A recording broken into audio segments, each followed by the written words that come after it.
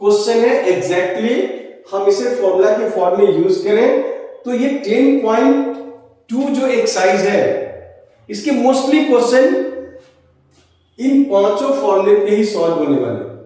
Mostly question जो है, एक दो क्वेश्चन की हम बात करें तो थोड़ा डिफरेंट हो गया।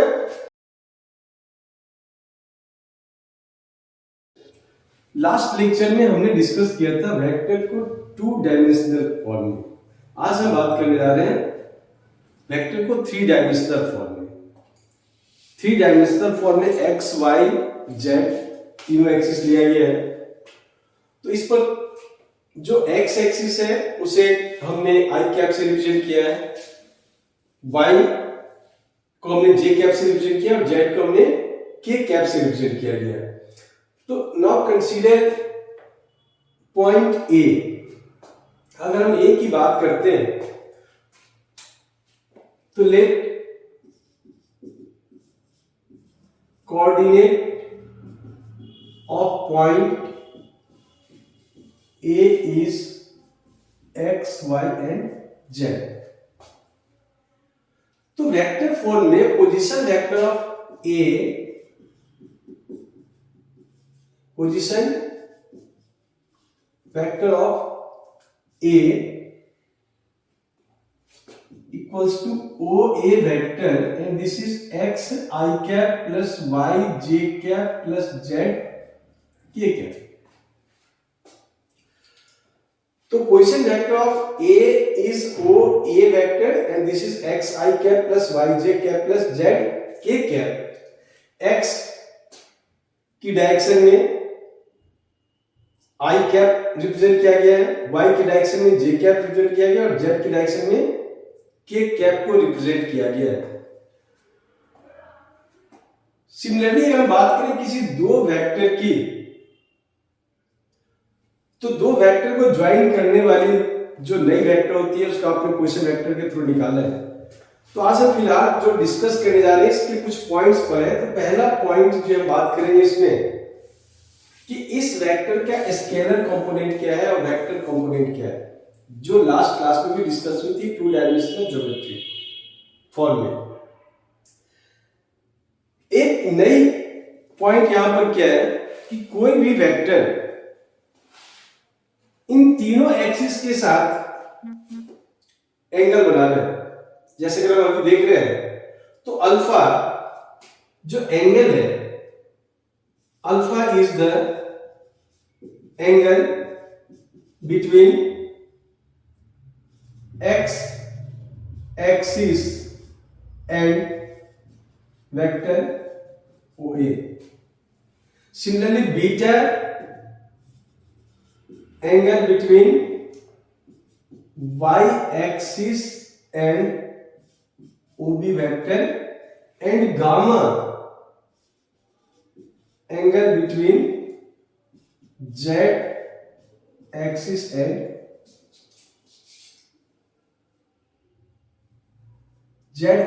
and OA vector। तो अल्फा बीटा गामा ये तीनों एंगल जो है एक वेक्टर बना रहा है x के साथ, y के साथ और z के साथ। तो किसी भी वेक्टर में दो चीज की जरूरत पड़ती है आपको। पहला होता है डायरेक्शन रेशियो और दूसरा होता है डायरेक्शन कोसाइन। तो what is the direction cosine of a vector? Direction cosine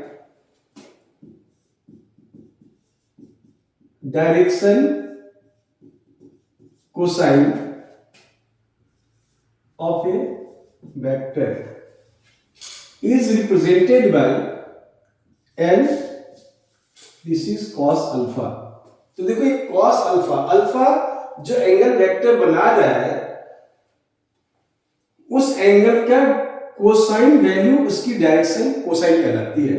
अगर हम बात करें m, this is cos beta and n, this is cos gamma.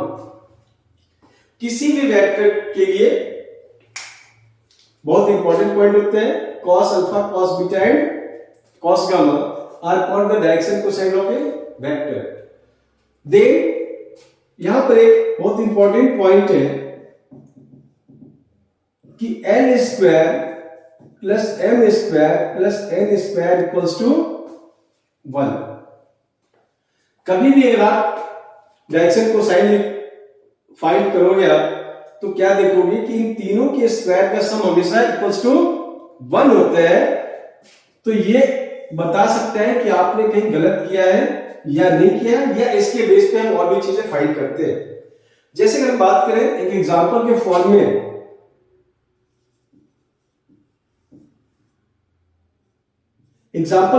बात करें,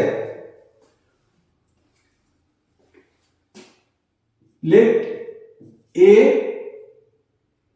and B are 2 points. Let A and B are 2 points with coordinate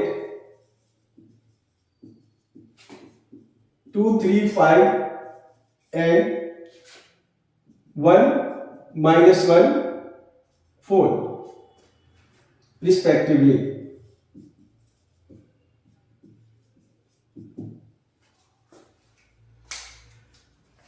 अब question क्या है, first part है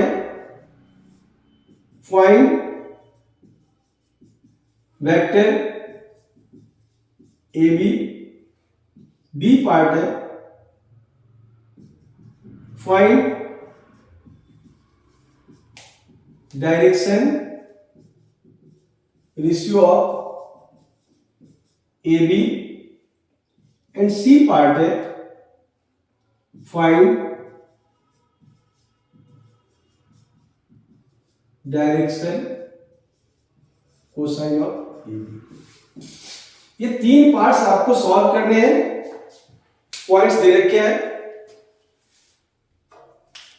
ए और बी पॉइंट दे रखे हैं, 3 पार्ट्स आपने सॉल्व करे, find vector A B, then its direction ratio and then direction cosine. तो देखो, आपने इसको अगर ट्राई खुद किया हो तो आप देख सकते हैं कि ओ ए जो वेक्टर है वो है 2 i cap plus 3 j cap plus 4 k cap, sorry 5 k cap, यहां पे 2, 3, 5 लिखा गया है। और OB जो वेक्टर है वो है i cap minus j cap plus 4 k cap. तो फर्स्ट पार्ट जैसा कि आप जानते हैं A B vector is equals to O B vector minus O A vector, O B minus O A. अब ओ बी माइनस ओ ए लिखने से अगर आप देखो तो ओ बी में से ओ माइनस करेंगे तो minus i cap minus 4 j cap and minus k cap. तो A B vector first part हमने सॉल्व कर लिया, वेक्टर ए बी मिल चुका है। Then find direction ratio of A B. तो देखो, बात अगर हम करें कि अगर हमने ए बी को A I cap plus B J cap plus C K cap से रिप्रेजेंट कर दिया, क्योंकि फॉर्मूला मैं बनाने जा रहा हूं यहां पे, तो डायरेक्शन रेशियो एग्जैक्टली क्या है कि ये जो कंपोनेंट्स आई जे और के है इनकी कोफिशिएंट का simplest ratio is called direction ratio. Meaning कि जो ए है वो हमारे पास यहां पर -1 है, A is -1, B is -4 and C is -1। तो सिंपलेस्ट फॉर्म में ये जो है -1, -4 and -1 are called the direction ratio of A B. तो बी पार्ट जो सॉल्व कर रहे हुए हैं direction ratio of A B vector, and this is -1, -4, -1। तो याद रखेंगे जो आई जे के की कोफिशिएंट्स होती है that is called the direction ratio in simplest form. Then C part जिसकी बात हमने डायरेक्शन कोसाइन में cos alpha cos beta cos gamma में किया है, तो डायरेक्शन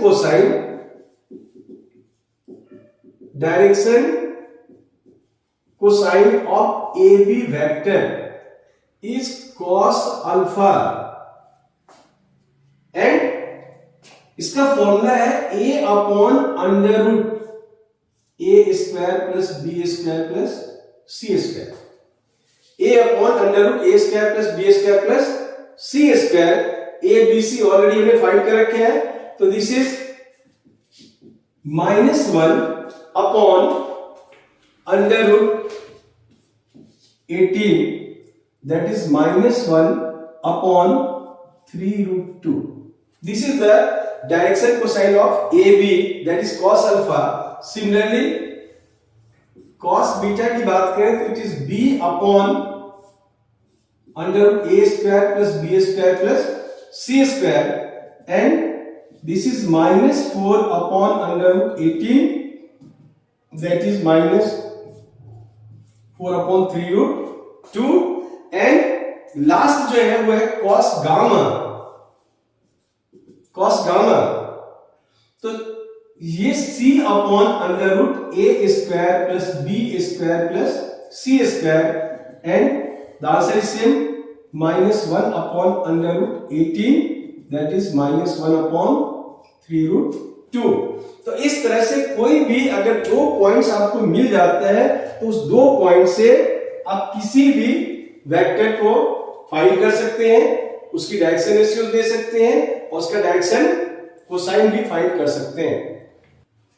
देखो ये क्वेश्चन जो है लिखा गया है कि पी वेक्टर जिसको A I cap plus B J cap plus C cap से रिप्रेजेंट किया गया है, और इस पर हमने कुछ क्वेश्चंस बनाए, find magnitude of P vector, direction ratio of vector P, direction cosine of P vector, और इसको हमने यहां साइड में लिखा यूज एज फॉर्मूला। तो एग्जैक्टली आप इस क्वेश्चन को फॉर्मूले की तरह यूज करेंगे, जहां भी आपने मैग्नीट्यूड निकालना हो अप्लाई कर सकते हैं, डायरेक्शन कोसाइन निकालना हो, या unit vector in direction of P vector, तो इसको आप फॉर्मूला के सेंस में अप्लाई कर सकते हैं। तो सबसे पहला A, that is magnitude of P vector जो है वो पी, और फॉर्मूला भी पहले भी हमने 2 डायमेंशन में बनाया, A square plus B square plus C square. तो कभी भी अगर आपने मैग्नीट्यूड निकालना है, बहुत सिंपल फॉर्मूला है, आई की कोएफिशिएंट, जे की कोएफिशिएंट और के की कोएफिशिएंट क्या है, स्क्वायर का sum under root, then B direction ratio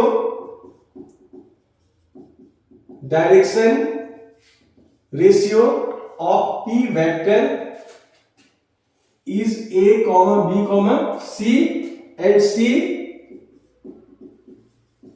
direction cosine of p vector are a upon magnitude of a, b upon magnitude of a, and magnitude of p, b upon magnitude of p and c upon magnitude of p। तो जिस vector की बात हम करें उसकी magnitude से आपने उसकी डायरेक्शन रेशियोज को डिवाइड करेंगे तो हमें डायरेक्शन कोसाइन मिल जाती है। देन डी पार्ट, और देखो ये डी पार्ट एक बहुत इंपॉर्टेंट पॉइंट होता है, अक्सर 1 मार्क्स के क्वेश्चन में पूछ दिया जाता है। जब भी वेक्टर से इनवर्स क्वेश्चन आती है तो सबसे ज्यादा चांस इसी का होता है, unit vector in direction of P, P की डायरेक्शन में यूनिट वेक्टर निकालना है। यूनिट वेक्टर का मतलब आप जानते हैं कि यूनिट वेक्टर में हमने डिस्कस किया था कि मैग्नीट्यूड 1 है और डायरेक्शन वही है जो पी की है।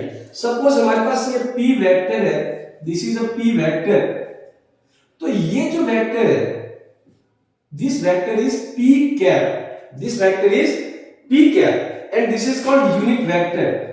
इसे हम क्या कहते हैं, यूनिट वेक्टर। मतलब इसकी जो मैग्नीट्यूड है वो एग्जैक्टली 1 होती है, दैट इज कि magnitude of P cap is equals to 1। तो ऐसा वेक्टर निकालना है जिसके डायरेक्शन तो p की डायरेक्शन होगी, बट इसकी जो मैग्नीट्यूड होगी वो 1 यूनिट होगी। तो इसके लिए फॉर्मूला है, p कैप के लिए फॉर्मूला है p cap is equals to vector p upon its magnitude. जो वेक्टर p रिप्रेजेंट किया गया है a i cap plus b j cap plus c k cap से, अपॉन में its magnitude a square plus b square plus c square. तो कभी भी अगर आप वेक्टर निकालते हैं यूनिट और गिवन वेक्टर की डायरेक्शन में, तो उस समय वेक्टर को उसकी मैग्नीट्यूड से आप डिवाइड कर देंगे, you will get the unit vector in direction of given vector. Then last part है जिसमें कहा गया है vector of magnitude lambda in direction of p। अब क्वेश्चन क्या है कि एक वेक्टर आपके पास में p वेक्टर ऑलरेडी हमारे पास में गिवन है, और मुझे एक वेक्टर निकालना है, एक नया वेक्टर निकालना है, q वेक्टर निकालना है जिसकी मैग्नीट्यूड उससे अलग है, लेकिन लिखा है इन डायरेक्शन ऑफ p वेक्टर, और साथ में उसने कहा है कि उसकी मैग्नीट्यूड कितनी है, लैम्डा मैग्नीट्यूड। तो इसकी जो मैग्नीट्यूड है वो है q वेक्टर की जो मैग्नीट्यूड है दिस इज लैम्डा। तो कहते हैं कि वो वेक्टर क्या होगा। तो यहां पर जब क्वेश्चन आते हैं q वेक्टर के लिए, तो q वेक्टर का फॉर्मूला है lambda into p unit vector.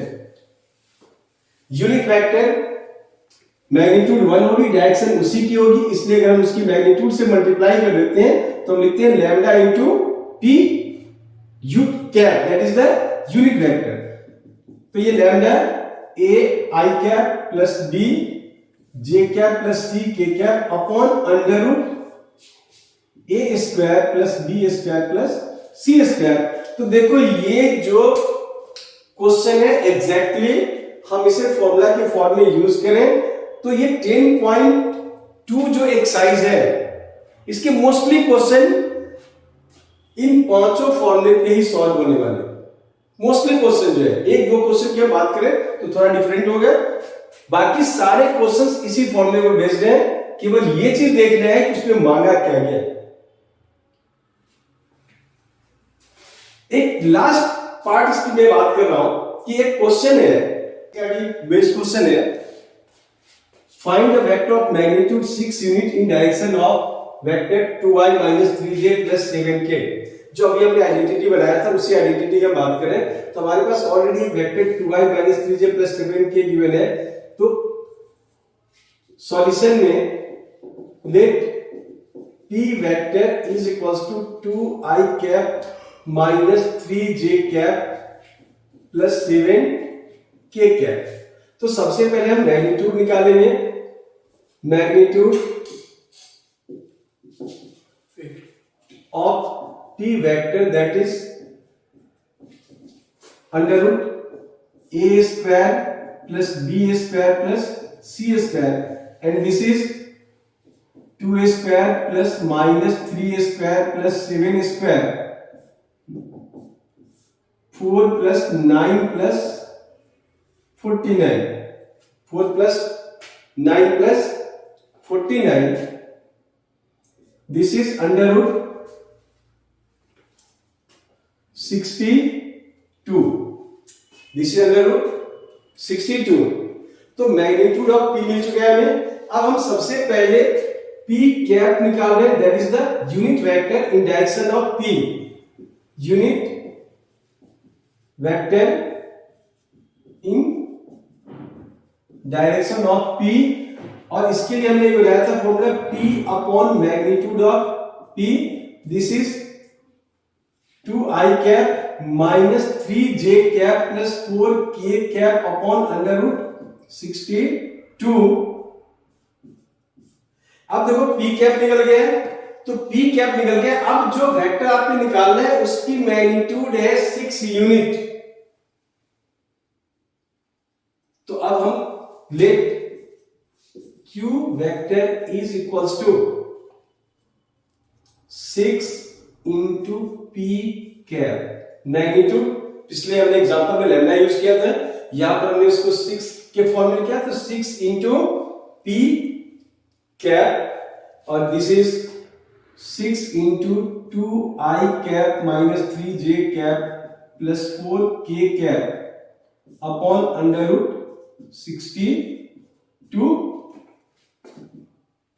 ये हमें 12i cap minus 18j cap plus 24k cap upon under root 62। तो ये आंसर है। इस तरह के क्वेश्चन की बात हमने की थी कि अगर कभी आ जाता है कि एक पर्टिकुलर मैग्नीट्यूड की वेक्टर निकालो तो आप ये काम कर सकते हो। एक क्वेश्चन है,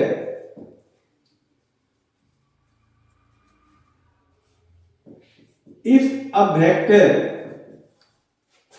is equally inclined with coordinate axis, find its direction cosine। देखो कहा गया कि एक वेक्टर है जो तीनों एक्सिस के साथ इक्वल एंगल बना रहा है। मीनिंग ये है कि अगर हमारे पास कोई वेक्टर है तो वो वेक्टर एक्स वाई जेड, जो वेक्टर हमारे पास में है वो वेक्टर में गिवन है दिस वेक्टर, और ये इसके साथ जो अल्फा बीटा और गामा बना रहा है तो वर्ड यूज किया इक्वली इंक्लाइन। तो इस दैट मीन्स कि hence alpha is equals to beta equals to gamma. अगर अल्फा बीटा गामा इक्वल है इट मीन्स कि cos alpha is equals to cos beta is equals to cos gamma. अब चूंकि cos alpha cos beta cos gamma को हमने l से represent किया था तो this is l equals to m equals to n। देखो तीनों इक्वल आ गए, l equals to m equals to n। और अभी मैंने एक फॉर्मूला आपको बताया था कि l square plus m square plus n square is equals to 1। हमने स्टार्टिंग में डिस्कस किया था कि l square plus m square plus n square equals to 1। अब देखो चूंकि तीनों इक्वल है तो लेट कि हम तीनों को n से रिप्रेजेंट करते हैं तो n square plus n square equals to 1 and this is 3n square equals to 1।